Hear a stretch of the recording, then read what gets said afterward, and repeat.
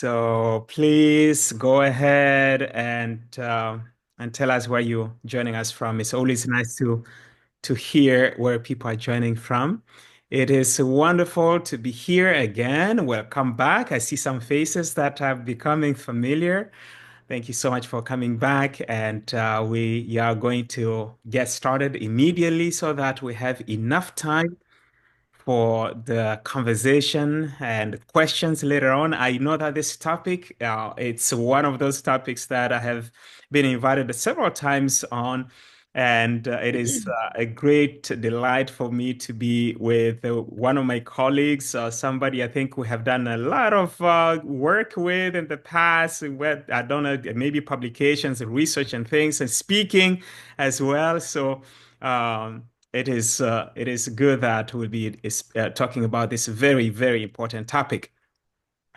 Um, I want to welcome Dr. Carol Linda Kingston, who is an assistant professor of education at Spicer Adventist University in Pune, India. Dr. Kingston is an experienced educator, having taught elementary all the way from elementary through graduate school. She holds 4 master's degrees, one in English, another one in economics. That's quite an interesting combination. And one in psychotherapy and counseling, and another one in education. So you can see quite a combination there. I don't think you get to see many people with 4 master's degrees. And then um, she completed a PhD in education at the Adventist International Institute of Advanced Studies in the Philippines. That's in Silang Cavite. For those who, some of you may have actually been to that university. That's where we met when she was doing her doctorate. And she did her specialization in educational administration and also in TESOL. So you see somebody who has so many diverse backgrounds, and so she can speak from many different perspectives. She has taught both in India and in the Philippines, and currently she serves as an editor-in-chief for Spicer Adventist University Research Journal, as well as the academic officer for the short-term certificate courses. She has published several research articles in national and international journals and authored and co-authored several books. One thing that I have enjoyed with Dr. Carroll is that whenever I need somebody to help me with the peer reviews here and there, she has never said no. She has helped me a lot in the reviewing a lot of manuscripts. So she is very, very seasoned in this area. That's the reason why I thought it was good to have her around here. So again, we want to welcome you. And if there's anybody joining from the US or Canada, happy Thanksgiving. Today's Thanksgiving. And I will be sharing with you the certificate code later on as usual. So please stay with us because without that, you really cannot claim your certificate. And let me just make it very clear. Um, Even if I emphasize that you need 2 things, only 2 things. You need a screenshot that shows you present here, and you need the certificate code.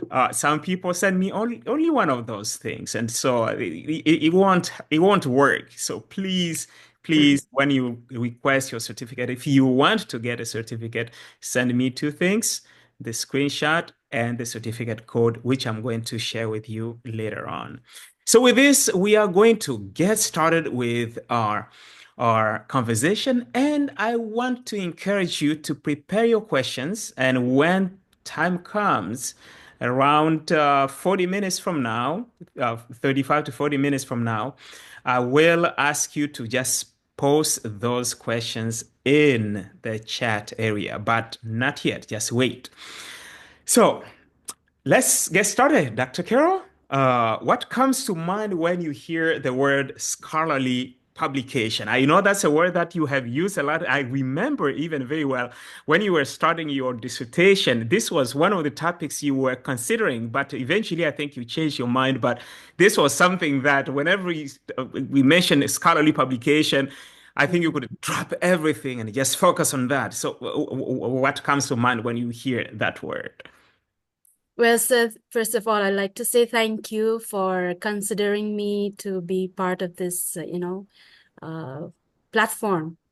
I never thought. I was surprised when you sent me a request, and it's something that we are learning together. Even though I have finished my PhD, it's not that I have all the knowledge, Mhm. but I'm always ready to learn. I've always said in the class when you used to teach us, I said I'm always ready to learn, and learning never stops. It's a lifelong, process. Well, when it comes to scholarly publication, uh, I think of a rigorous process where research is systematically conducted. It's been analyzed and shared with the academic community. I still remember, yes, the topic that I wanted to do for my dissertation. And then I remember my conversation with you, and you said, why don't you publish first before you start you're doing your dissertation? And I said, okay, sir, think of another topic. And I think the topic that I chose for my dissertation was from the class that I took with you, disciplinary research. We were the pioneers of that class, Mhm. and you gave me a green signal, go ahead. And we did a lot. So, it evokes images of, in scholarly publication, you can see images of peer-reviewed journals that you need to do, then academic articles that you have to go through, and of course, the dissemination of knowledge Mhm. that you contribute in the field of education, and of course, in other areas of research. Mhm. And well, in scholarly publication, you also have to go through to establish credibility, and then you foster their collaboration, and also you influence the practice of policy and guidelines that you need to follow. So Mhm. I think that's in a nutshell, I'm just giving you the when I hear the word scholarly publication. Thank you so much. The two things that caught my attention as you were sharing, and I think this is a very comprehensive definition of a scholarly publication. Two things caught my attention. One is peer review. Um, with a lot of predatory journals around, and I think we're going to talk about that later on. Um, Peer review is a big deal. Can you tell us what peer review is and why it is important? All right. Through experience, peer review is looking into the aspects of the paper, the article that an author has written, and looking into the aspects of the ethics of it, Mhm. the methodology, how the person has written the paper. Did the person know well about research? Mhm. Are all the aspects of research mentioned Mhm. in it? So when you do a peer review, usually you um, look for these aspects so that you can guide the author. Not that you are trying to pinpoint the mistakes of the author, but you're helping them. It's like showing a roadmap for them where they should be going through Yeah, and doing the best. yes, yes. I fully agree with everything you have said there. How, as an editor in chief, how do you choose the peer reviewers? How do you appoint them? All right. Well, we have to look into the first thing when I came here first, because they had another editor in chief. And this person did not have any experience in the field, being an editor in chief of a journal. And every time she would come to me and ask, how is the process? How do we do? How do we choose this? Then I said to her, have you ever gone for a training to be a peer reviewer? Do you know how to do peer review for papers, especially research papers? Are you really well versed with it? Because you yourself also should be publishing. Mhm. Because when you give your paper for peer review, and when somebody gives the feedback to you, you will know exactly where Mhm. you are. Are you on the right track, or is there something that you're missing?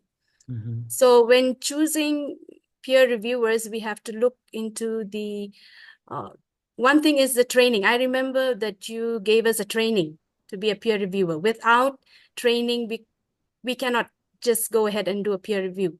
That's why I went through the process. I think it was a 1 week training that you had for us at IS, and looking at how many publications that person has done. Okay, has that person also presented in international conferences or national conferences? Do they know the ethics of it? So that these are some of the ways that you choose a peer reviewer. It's just not anybody who writes anything. Mhm. You have to know who has published. Are their articles very good? Now, nowadays, people are looking for Scopus Index, publications. So these are some of the areas where we have to be very careful when we, choose peer reviewers. They should have the knowledge, Mhm. how to read a research paper, how to comment on a research paper, look for those, important parts of a research journal or a Thank you. research. Thank you so much. Indeed,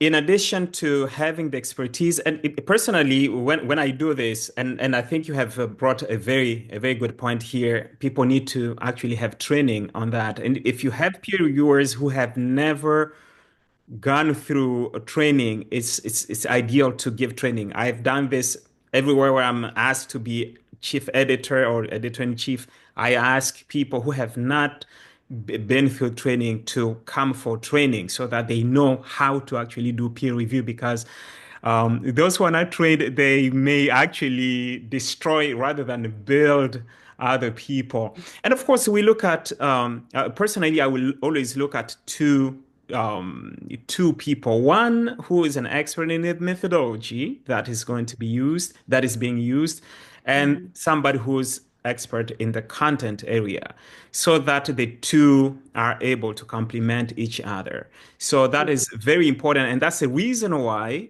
for those who are attending today, that's the reason why we go through peer review. And this is sent to people who do not know you. Mhm. So if they say that there's merit in your publication, in your paper for publication, that means it's really quality work. If Mhm. there's no peer review, I write that in one of my books. I think I'm going to try to find that here. Uh, if there is no peer review in the journal where you're submitting your work, run for your life because today there is no reason to have a journal without peer review process because it is we have so many thousands and thousands of journals around the world that have peer review process. If there's no clear information on the peer review, do not publish in that journal because there's only one person who's doing that and most likely is just trying to make money. People who do not have peer review process just don't publish there. You want to add anything? I see that you're trying to add something there. Mhm. Yes, sir. And in peer review, uh, many a times we do. I mean, I've seen when I send papers for peer reviews, I've been choosing people for peer review, and there are certain aspects that they miss. You know, looking at especially methodology part, Mhm. where they just say it's okay, but when I look at it, it's not okay. That means there's something wrong there. You know, and I said to myself, no, I think I give it back to the peer reviewer. Please check this part. Because if you do not comment in a nice way here, the person will not know what he or she is supposed to be adding there. Something is missing. Mhm. Mhm. So this experience has taught me lessons for me as well, where I have to be very meticulous. Of course, not to discourage them, but to help them, Mhm. actually. Mhm. Yes. Wonderful. Let's go to another question here. You kind of started addressing that. How did you develop your passion for scholarly publication? Just briefly. Okay, sir.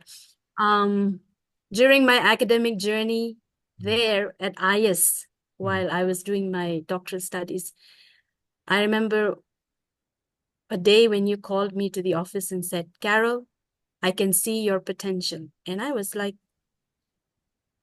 how is it so? How do you know? I don't see that in me. And you said, no, go. go and present in one of the conferences that is coming. And I was like stunned. I said, I haven't finished my research, class yet. Don't worry, you said. It's like throwing me in the middle of the ocean and you swim. I'm not going to give you a life jacket, nothing. So that day, when you told me my potential for writing and, for publication, I believed in myself. I said, if my professor can have that confidence in me, I will do it. So from then onwards, I did not show you, I had a book, a notebook where I just write their research.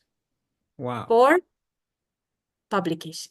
Wow. Wow. And I had those small topics back then, few topics, and I started writing. And then every research class that comes in, I started, putting that in writing. And it is exciting. Let me tell you, sir, I am addicted to research now. Sometimes I forget to eat. Welcome to the club. And sometimes my husband would say, stop, take a break. Just recently, I just sent 3 papers for, publication for peer review. Wow. So, the passion, I would say passion. If you're passionate about research and it's not that you are an expert, but you're trying your best to share that knowledge. So that passion, that feeling, okay, I should do it and I must do it and accomplish, that is, that feeling of mine never stops till today, till now. Wow. I'm just still feeling it.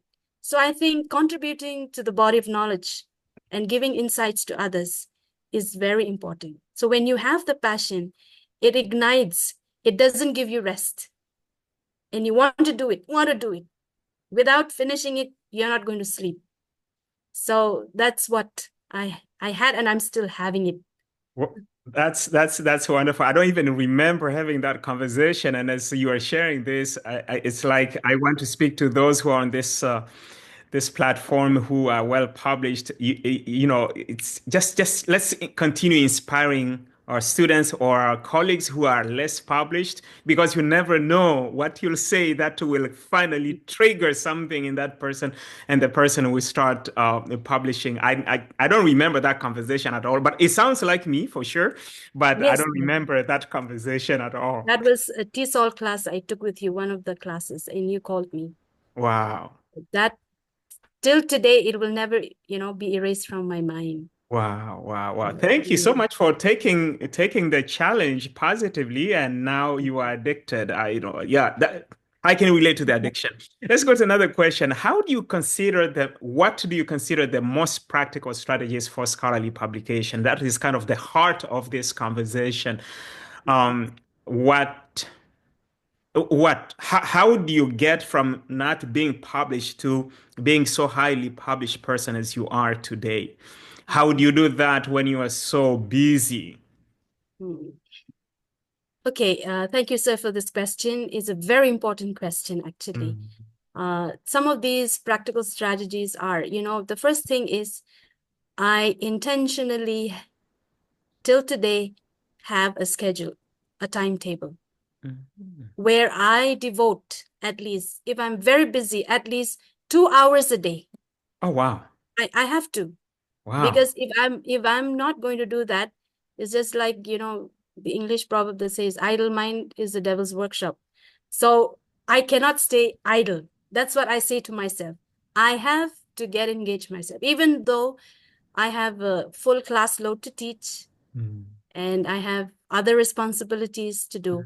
I intentionally have a schedule. And of course, that is one. And then start early. That means begin writing while you're still beginning your research from a zero, to that level. So you have to start early. Begin writing your thoughts and ideas. I would say keep a notebook. I still have my notebook till today. I still have. And then you set your clear goals. Set your clear goals. You establish specific and achievable goals, especially when you're writing. Don't let your mind divert or, sway here and there. Set clear goals. Mhm. And then seek feedback. Now, for example, if you're just beginning to be, a researcher, if you have colleagues who, or maybe mentors who have been publishing and all, get constructive feedback from them, because you're not perfect. You're not perfect. You need to keep learning. So Mhm. that's what I do. I seek feedback. Mhm. And while at IS, I asked some of my friends. I used to ask Nadine, I remember, because Mhm. Dr. Nadine was the first one to come up with, a devotional book, and I was impressed. Mhm. And I said to her, Nadine, you need to help me. Sure. She never said no. So you see, you seek feedback from colleagues and friends who have been publishing. In that way, you learn. In Mhm. that way, you learn.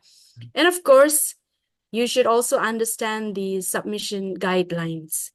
You follow the guidelines, because if you're still a beginner, write down those guidelines. For me, practically, I write it down and I Mhm. see each one by one. Am I following this? Did I skip something? You know, did I lose something in between? Mhm. And that has helped me. And of course, stay organized. Mhm. It's very important. Keep track of what you're doing when you're writing, because that will help you. Every day is a new learning. New ideas will come. Those ideas may be, they may get erased if you do not write it down. So you have to really stay organized. And, these are some of the practical strategies that I myself, uh, I have done. And Mhm. I found them to be very, very helpful. Mhm. Until today, even though I have published, several articles, I still find myself doing some mistakes. Mhm. You know, it's not easy. You yourself cannot see the mistakes, but if you send it to your friend, and your friend said, hey, something is wrong here, what Mhm. happened? There it gives you a click. Oh, I have to do something about it. So I go back and Mhm. I check. So these are some of my practical strategies that has helped me in my scholarly publications, and it's still going on. I'm not perfect, Mhm. but I want to achieve my goals, Mhm. to get into that level, Mhm. into your level, I would say. You have published a lot, you have been authors of many books. And remember, I'm still following your footsteps. It's like saying footprints in the sand. So that's what it is, sir. Yeah, remember what we always said, that you should not aim to be like me, you should be aiming to be higher than me. So I don't Yes. aim for me, aim higher than me. Yes, that's correct. Yeah. But it, Anyway, you always follow your mentor. That's what it is. all Yeah. right, all right, all right, all right. You have shared quite a number of very practical strategies, and I want us to expand on many of them. And one of them being seeking help from somebody else. Mm, And this, I'm going to direct this specifically for people who are joining from the Eastern cultures. mm, Um, so Asia, Africa, and all that part. Um, I discovered when I was working in the Philippines that people had the tendency to be, it's common to Eastern cultures where you mhm, don't want to look good. You don't want somebody to say something negative mhm, about you. mhm, And of course, social media has not helped mhm, because we post a picture because we want people to like. I have met people, even professionals, complaining that people did not like their pictures. Um, I mean, that is a problem because you see, it doesn't matter how good you write. mhm, It does not matter how good you write. I've published books with Sage Publisher now in the Scopus Index journals and everything. And every single article manuscript I submit, I still receive constructive feedback on things that I have to change. It is true, mhm, some of them, when it comes from somebody who is not well trained as a peer reviewer, I have a rebuttal. I said, okay, this one I'm not going to change, and this is why I'm not going to change that. Yes, as writer, as author, you have that power and that right to say, okay, they made this recommendation. For example, somebody says, okay, in a qualitative research study where I had 12, 15 participants, and somebody says you should have had at least 100. I will Mm, not say, oh, I'm so sorry, I did not interview 100 people, because that is not required in the qualitative research. I will mm, simply say, according to this mm, specific author, I can even cite some of my books.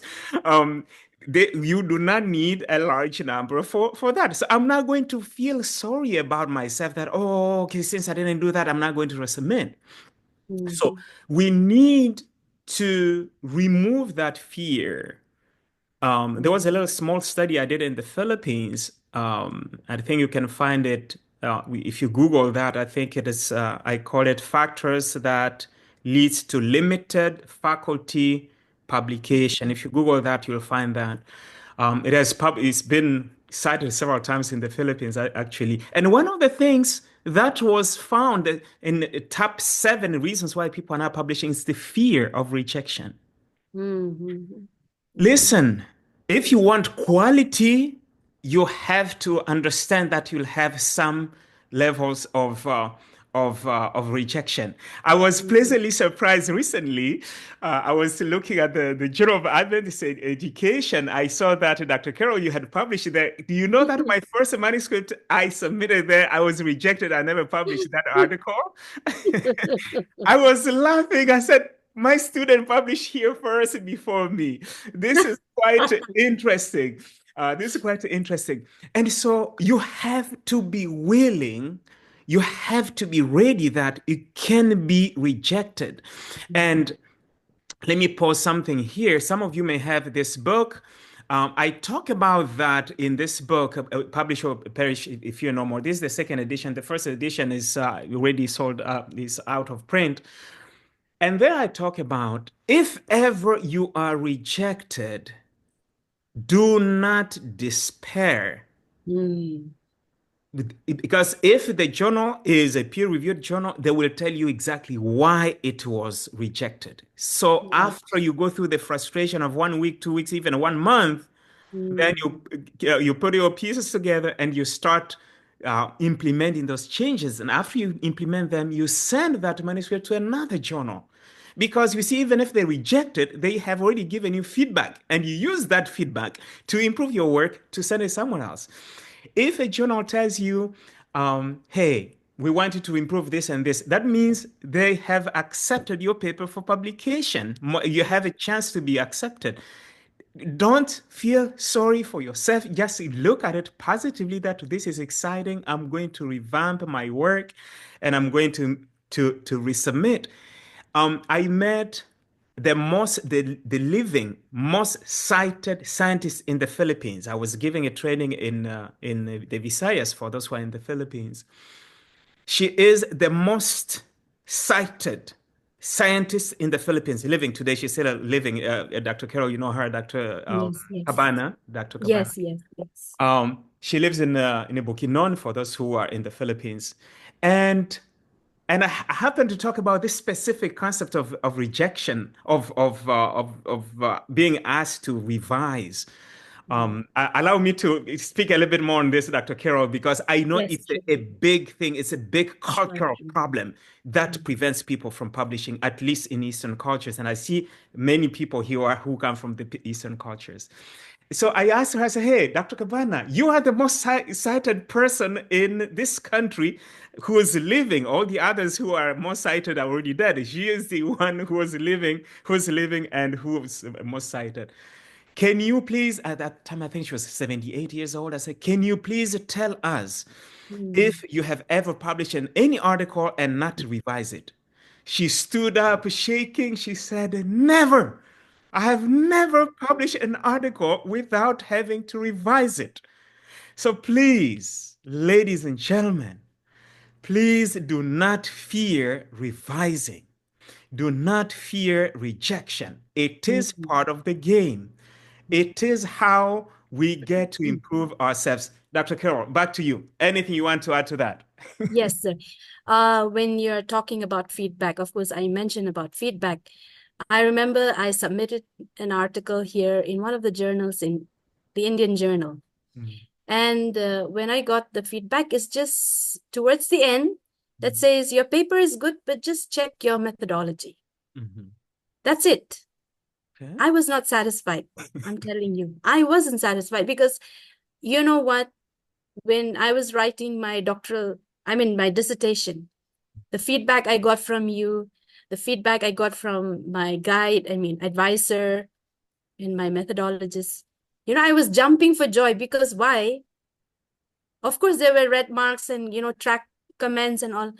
That made me to think more. And it's easier for me to go through the paper Mhm, than for me to search through and say, where did I go wrong? mhm, What did I do? mhm, Then I told the editor-in-chief of that journal, I said, I'm not satisfied with this comment. mm, Had it been somebody else, they would have jumped for joy. Wow, no, just one comment. I can publish now, but I wasn't satisfied. So I sent to one of my friend in Canada. And mhm, so she said to me, you don't mind any, when I give some track comments, I said, do whatever you want, but I need to see my paper. mm, mm, So you see, uh, as a researcher, as a person who likes to publish, you need to know where you can strengthen your areas. Do mm, not be scared for feedback. There will be red marks or whatever. That will help you get on the right track. You may have missed something, but that feedback will encourage you to be more in a scholarly way to do it. mm, If mm, not, your paper, if you just look at it, for me, I'm not satisfied. mm, Frankly speaking, if I don't get at least more than, let's say, 20 comments, I'll say something is wrong with my paper or the reader did not read.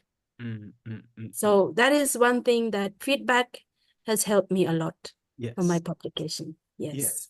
Two things that come to my mind as you're emphasizing that. Number one, faculty. I know we have a lot of faculty on this platform right now. When we're giving feedback to our students, let's let's give real constructive feedback so that they get used to that before they go into publication. Because if we just say, "Oh, perfect, perfect, perfect," when they finally go out there for peer review, their spirit is going to be crushed because they have never seen somebody telling them, this is good, this needs improvement, and this is how you improve that.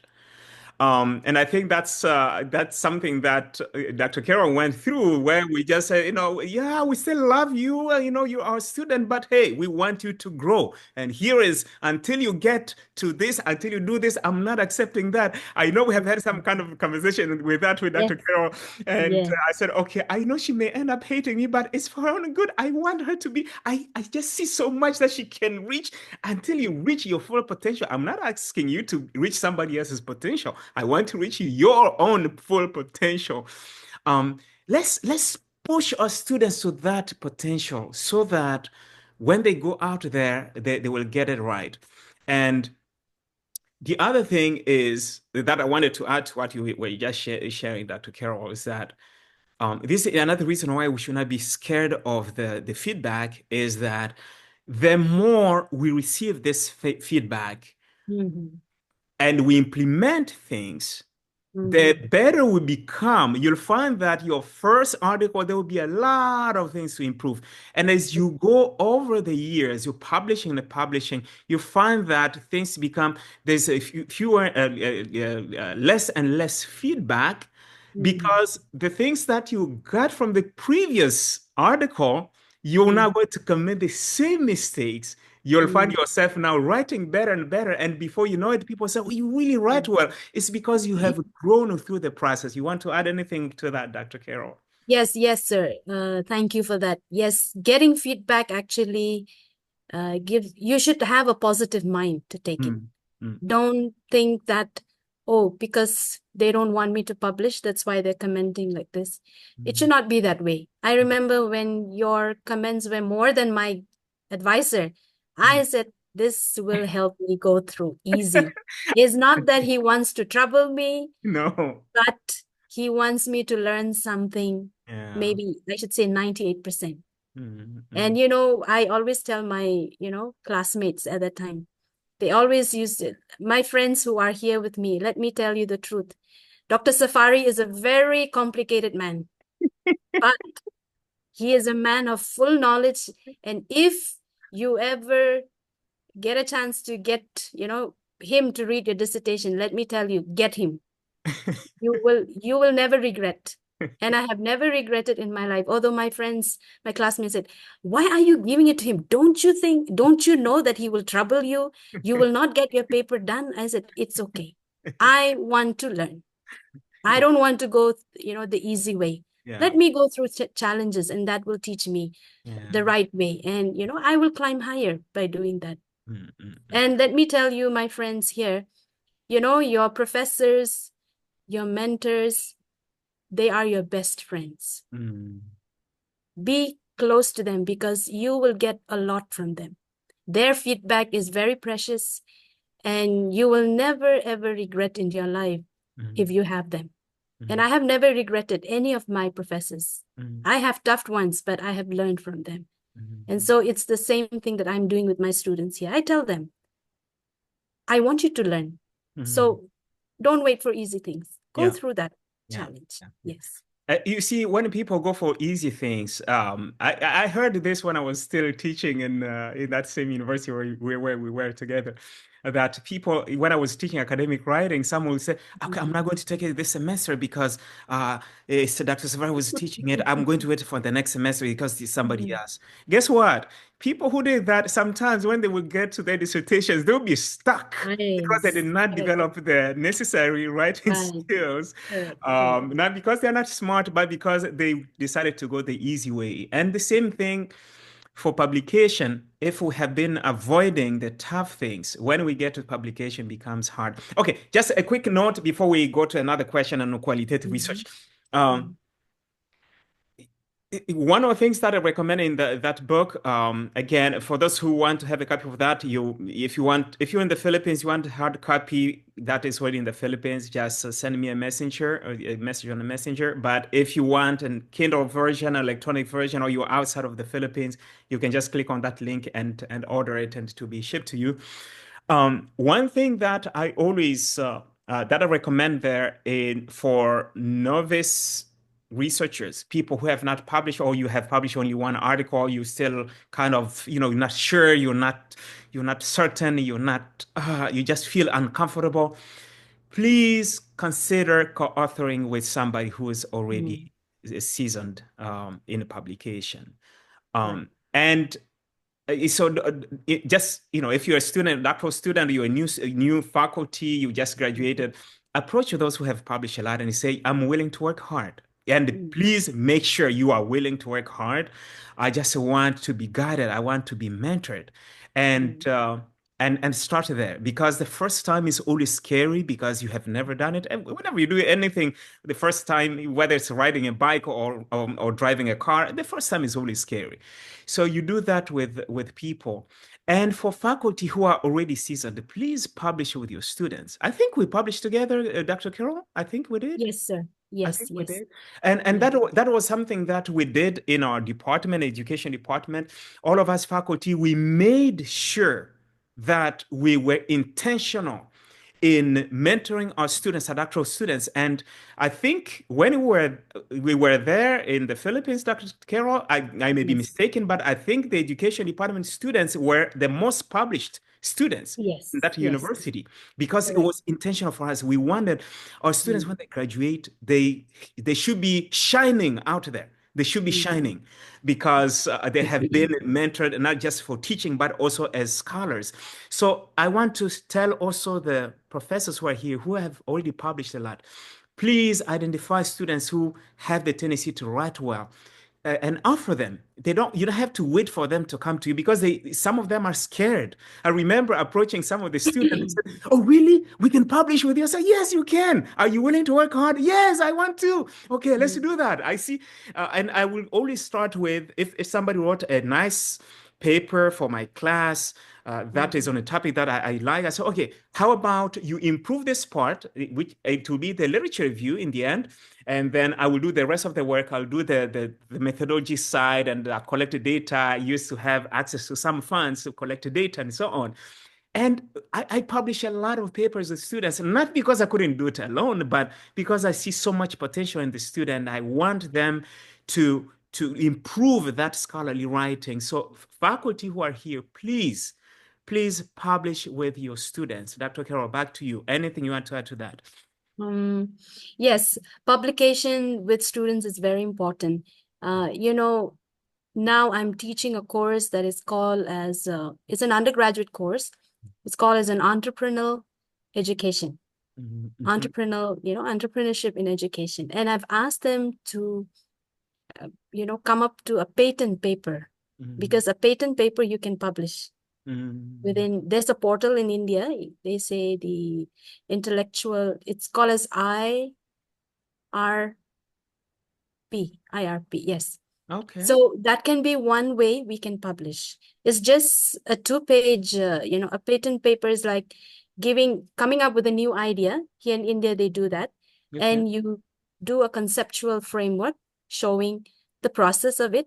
And then you do an explanation at the end. And then you just send the code and they will check, the experts will check. And then they say, okay, we will give you 6 months time because we have to check. So you see, publication or publishing with your students is very important. Now I'm writing 2 papers of the theses that I was guiding 2 students. So I'm writing 2 papers with them. They are finished. So I said, I will publish that for you. So you see, it gives, a kind of a feeling for them that, oh, my professor believes in me that I can do it. And it's just that we just boost them, we push them, motivate them. And it gives you credit as well as for them.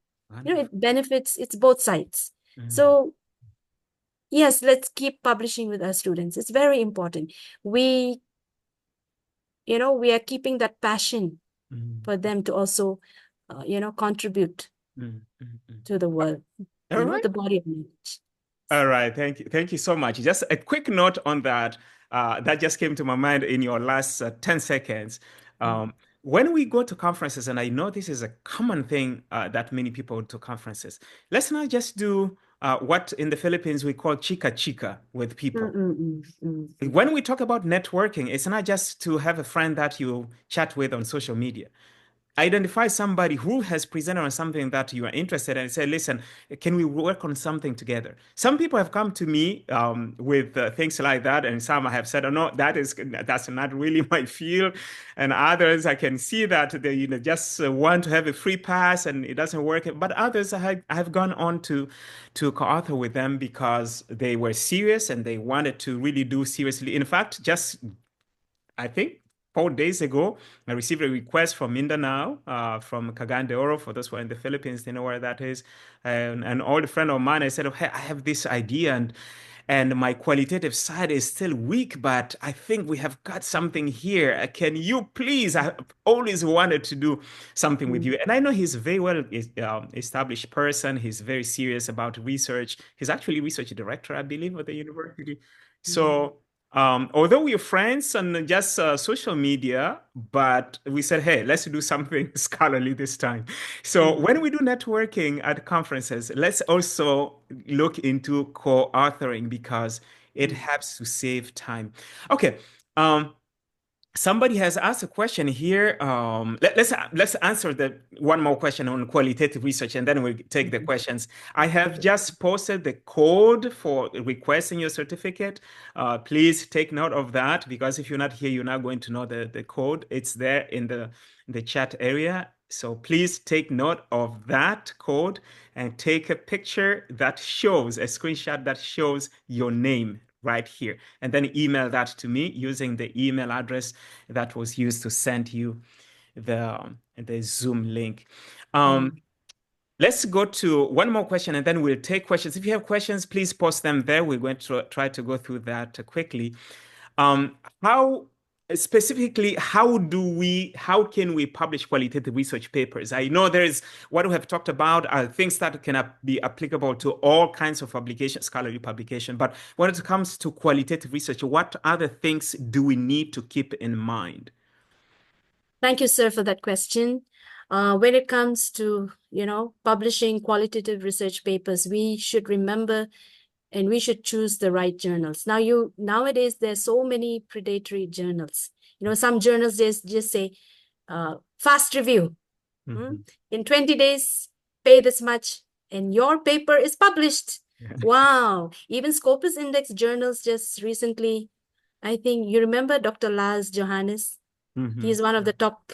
I was having conversation with him and I was asking him for help. And he was telling me, Ate, you better be careful. I was telling him about certain journals and he said, this one is not right. When you submit, please check. So we have to choose the right journals. That means don't look for journals that will tell you, okay, just in 20 days, the fast review is done. Once the 20 days are over, give it back and your paper is published, but you have to pay this much. Look for journals that are, having, I would say, peer review. There are journals who are having peer review, but just for the sake of peer review, they just finish it and you can publish.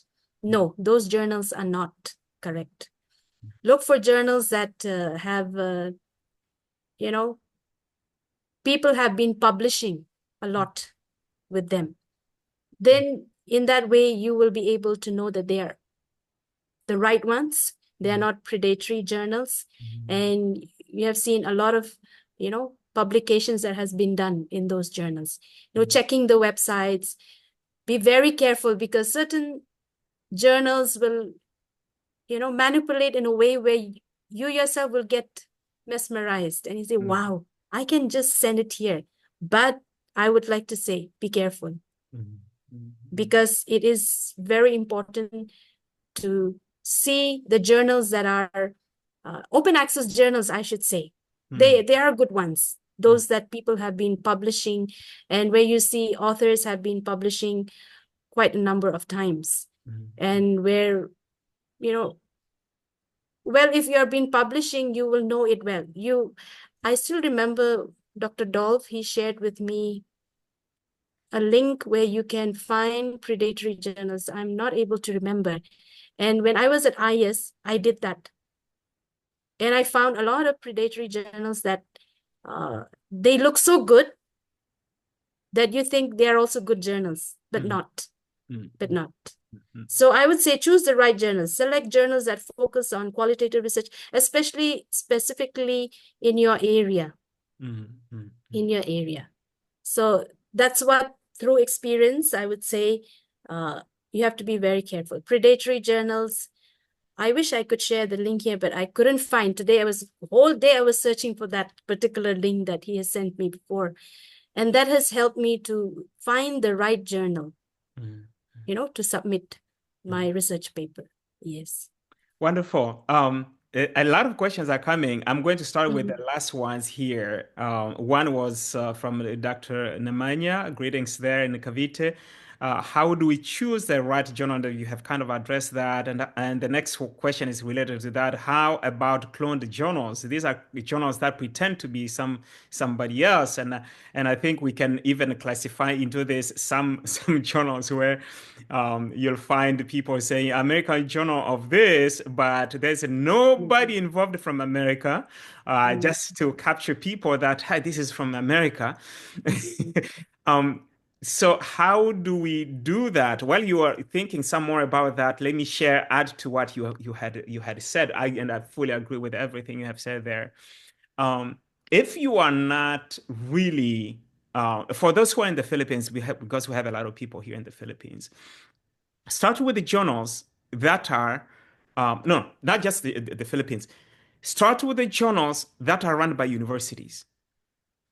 Journals that are run by universities, chances of them being predatory journals are very limited.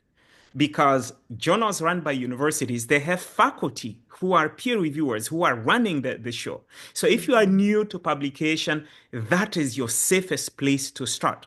Besides, yeah, university-based journals, they tend to have more support than Scopus Index journals, because Scopus Index journals, that is like flying a jet. And you cannot fly jet in most cases if you don't know how to ride a bike or don't know how to drive a car. Most of the times, before you can become pilot, you have already gone through these other things generally. So for those who are in the Philippines, beyond that, once you are good with that, you are been, and this is what I tell people. I speak about this topic several times. I've spoken in so many universities on this, and people who have never published a single article, they say, "I want to publish Scopus Index journal in Scopus Index journals." It's like, okay. Journals, Scopus Index journals, yes, they are high quality, and some of them are not. That's a discussion for another day. Um, they receive hundreds, if not thousands, of manuscripts. They don't have time to coach you, to mentor you. You're submitting them because you know that you're already good. So they're not going to pat you in the back and say, "Oh, I think you should do this." No, no, no, no. You may find somebody who will say, "This is garbage. Why did this person actually submit it? This is garbage."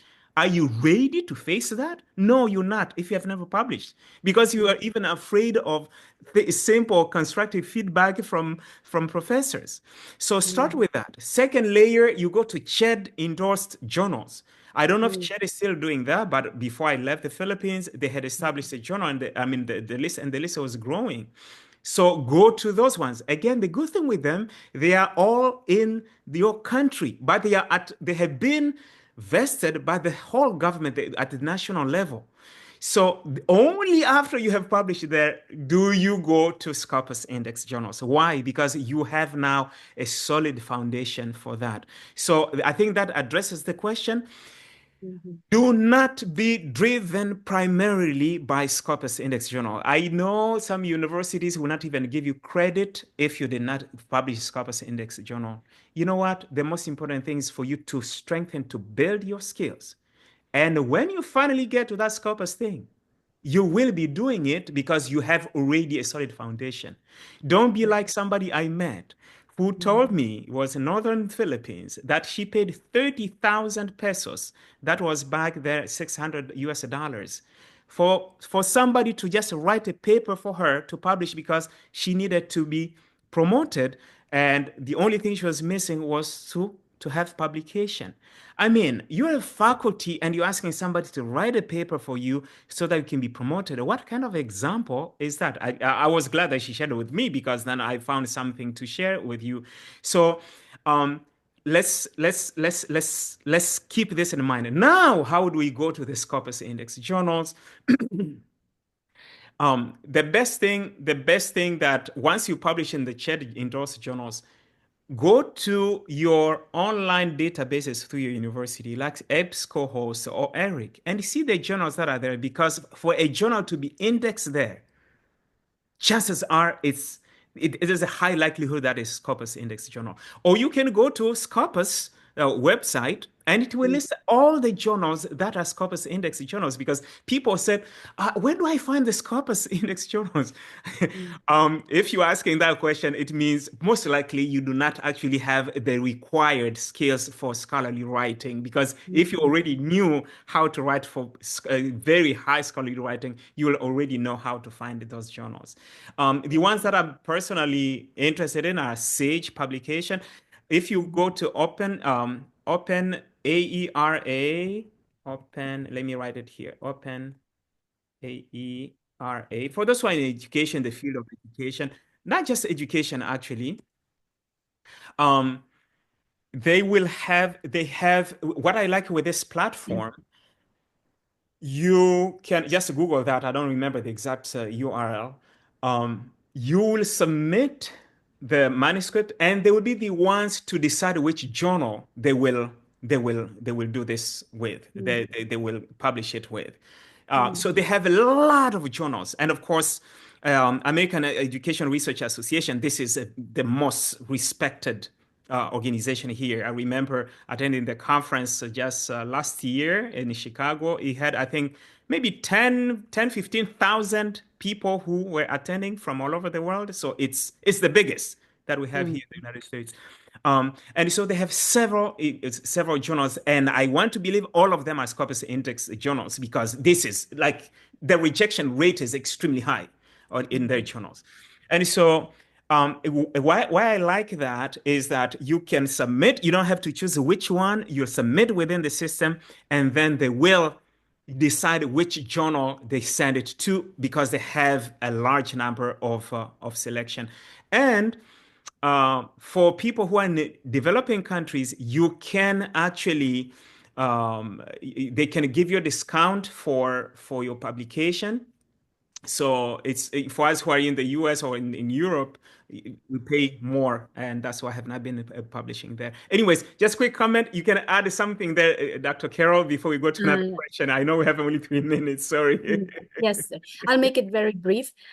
Here in India, we have the UGC care list Mm, for, if you want to check if that journal is under UGC. UGC means University Grants Commission. Care mm, list is the journals that people publish there.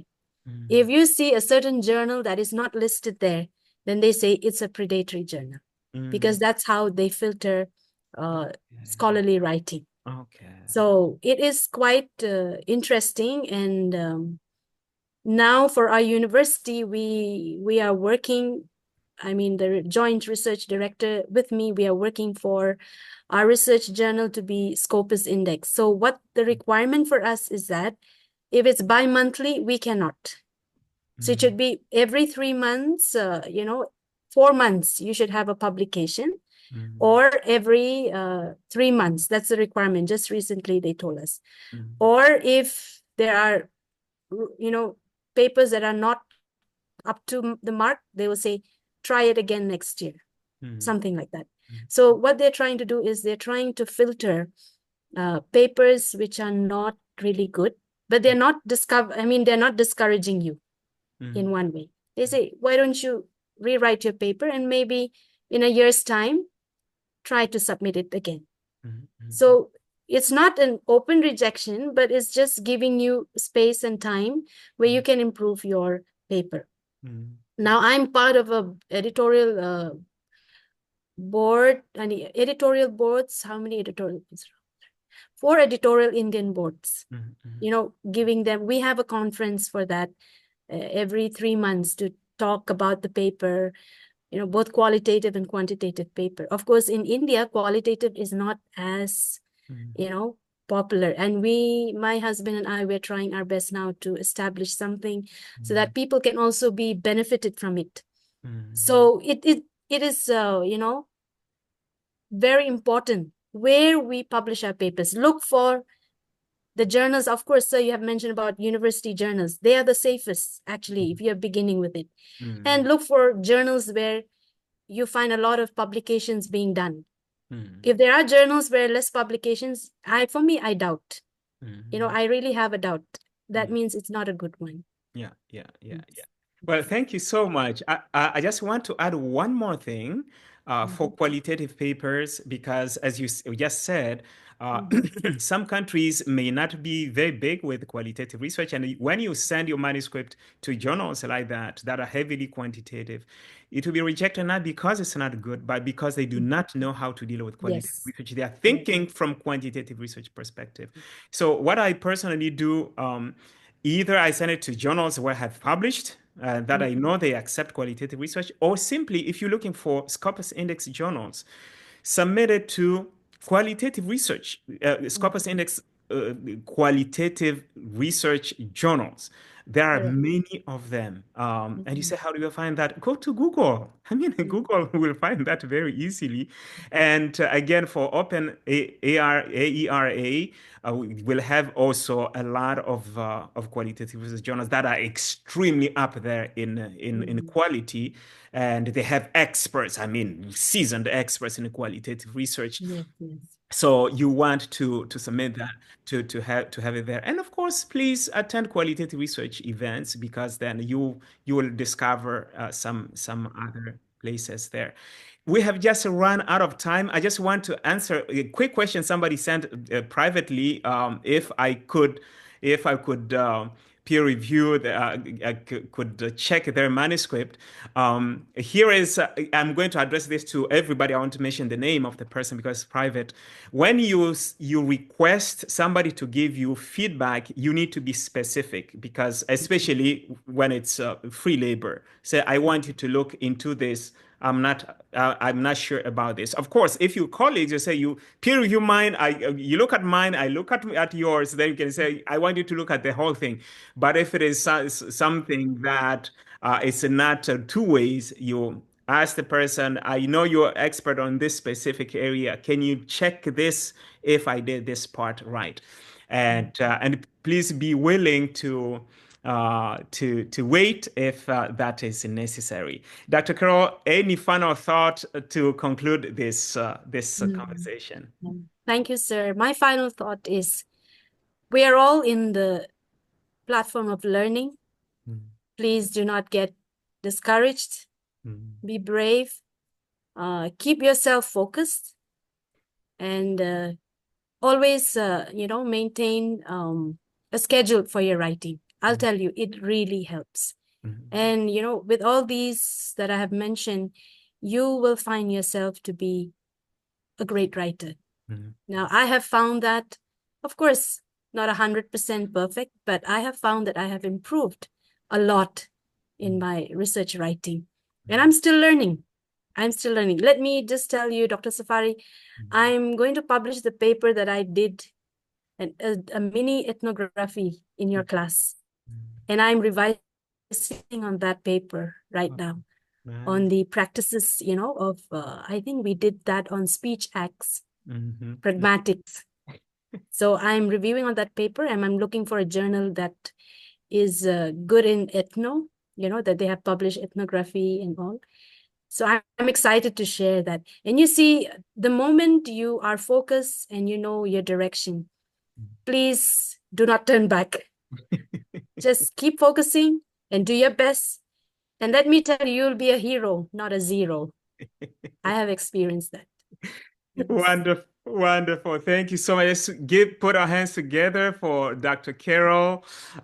She has been fantastic in sharing her expertise with us. Thank you so much, Dr. Carol. It's been a great joy to have this conversation with you. The conversations we used to have in my office, now you have shared that with everybody. We thank you so much, and we wish you the best as you continue publishing and empowering more people around the world. And we want to thank each each and everyone who has come. Thank you so much for coming. I'm trying to see if we'll have another one next month, given that people are already in the mood of Christmas. I will decide probably within the next week or two. If not, then it will be January, but I might still have one more before the end of the year. So thank you so much for coming. Happy Thanksgiving and Merry Christmas in advance for everyone. We'll see you next time. You take care. And please remember, you claim your certificate within 1 week from today. Beyond that, you will not get the certificate. So please, if you want the certificate, claim it as soon as possible. Have a nice evening for those who are in the East. Good afternoon to others, and good morning to those who are here. See you next time. Yes, sir. Sir, my husband wants to say hello to you. So let me Oh, all call him. right, all right, all Yeah, right. yeah. Okay.